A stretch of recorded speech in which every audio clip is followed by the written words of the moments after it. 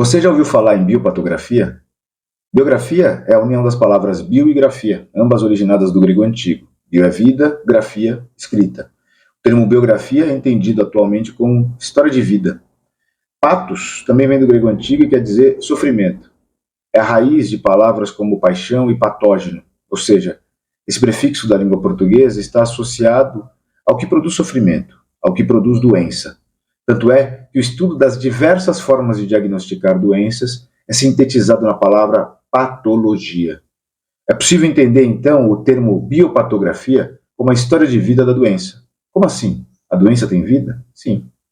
E não é incomum que a sua vida se confunda com a do próprio doente. O fato é que, para Jung, as doenças não são um mal em si, mas, antes de tudo, o sintoma, ou o sinal de que há algo em nossa psique, em nossa alma, que anseia ser conscientizado e transformado.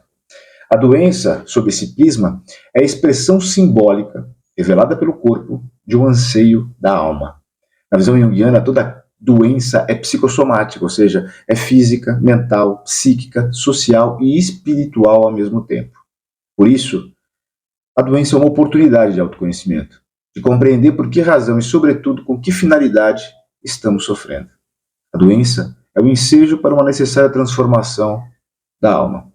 Quantas não são as histórias de pessoas que, depois de uma doença, que as colocou diante de um profundo dilema existencial, encontraram um novo sentido e um novo significado para suas vidas.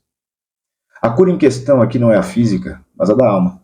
De alguma maneira, ao identificar o sentido, o para quê do sofrimento, a pessoa se pacifica e pode seguir adiante, se não fisicamente curada, com a alma apaziguada. Sim, há casos de verdadeiros e transformadores milagres físicos, mas não vamos tratar deles aqui. Para Jung, no processo analítico, mais importante do que aplacar os sintomas de uma doença é buscar, a partir delas, ou deles, dos sintomas, pegar o fio de Ariadne e sair do labirinto da inconsciência.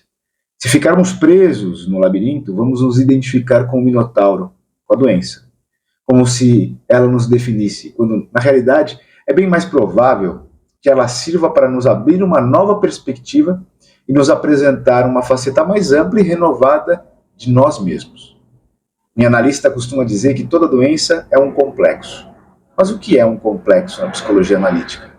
Recorro às palavras do próprio Jung, segundo o qual complexo é a imagem de uma determinada situação psíquica de forte carga emocional.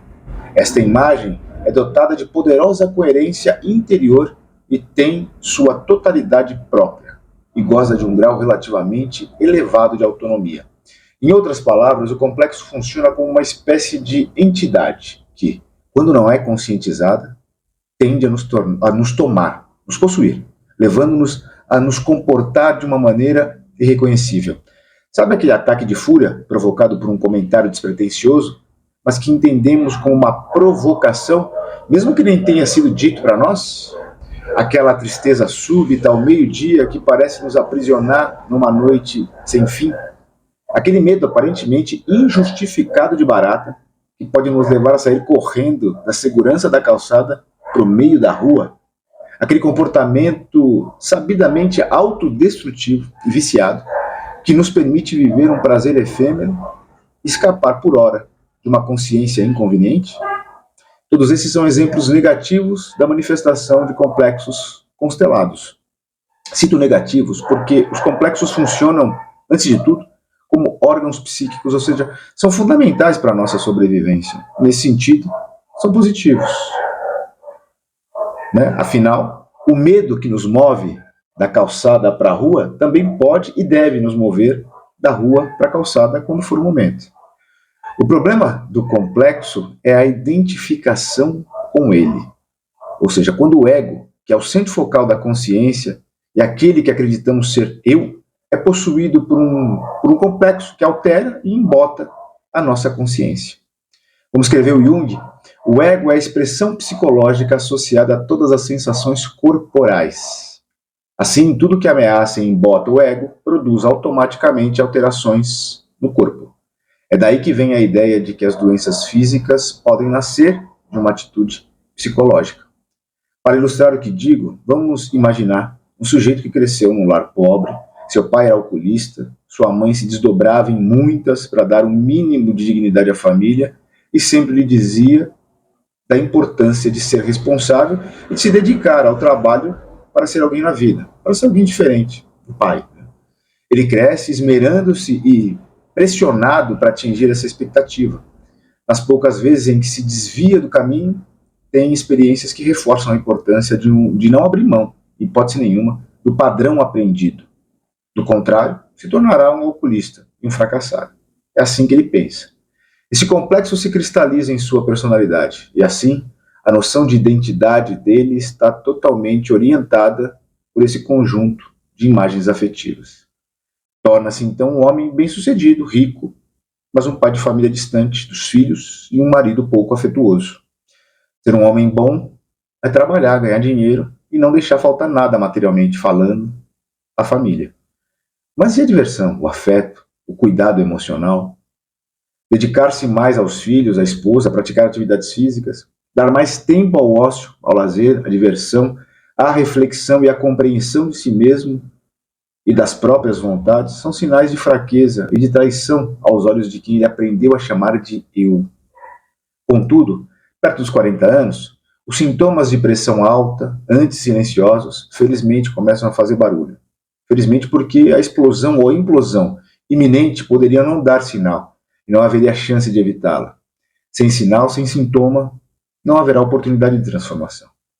É importante, antes de seguir, destacar o caráter simbólico da doença primária do nosso personagem, a hipertensão, vendo-a como a expressão de uma vida desarmônica, baseada numa forte pressão psicológica que o impediu e impede de viver aspectos fundamentais, arquetípicos de sua vida.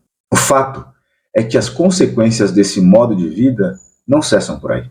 O que antes era dormir pouco, agora vira insônia. O sobrepeso virou obesidade mórbida. Sua força produtiva começa a minguar, ele vai se prostrando, entristecendo-se cada vez mais, se sente traído pela vida. Fica mal-humorado, se até então era ausente e tinha dificuldade de dar afeto à família, agora está azedo e a convivência quase insuportável. As idas ao médico e o remédio para a hipertensão devolvem-no em parte à vida normal. Mas ao mesmo tempo, esses medicamentos mudam seu estado corporal natural. Ele está menos tenso e não sabe viver assim. Aliás, vale observar que não é incomum pessoas que tomam medicamentos para pressão alta afirmarem que não se sentem mais elas mesmas depois que passam a tomá-los. Com o nosso hipotético personagem não é diferente.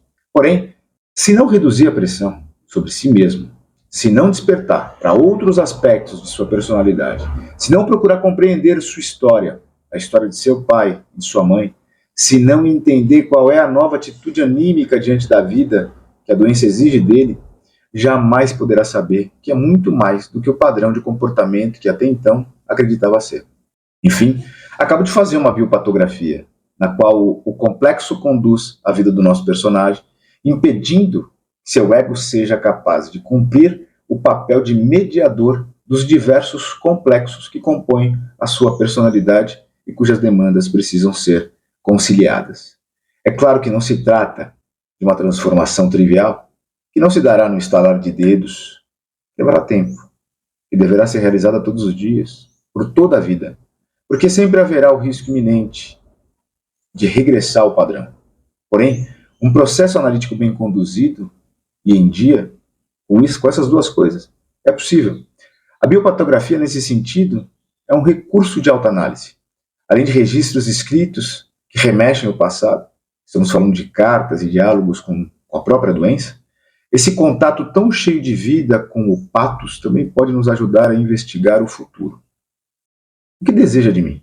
Que consciência essa doença quer me revelar? Dialogar com esse sofrimento, com essa doença, por meio da escrita, é dialogar com algumas paixões que precisam virar amor em nossos corações. Para quem não sabe, a biopatografia é uma das disciplinas do curso de especialização em psicossomática do IGEP.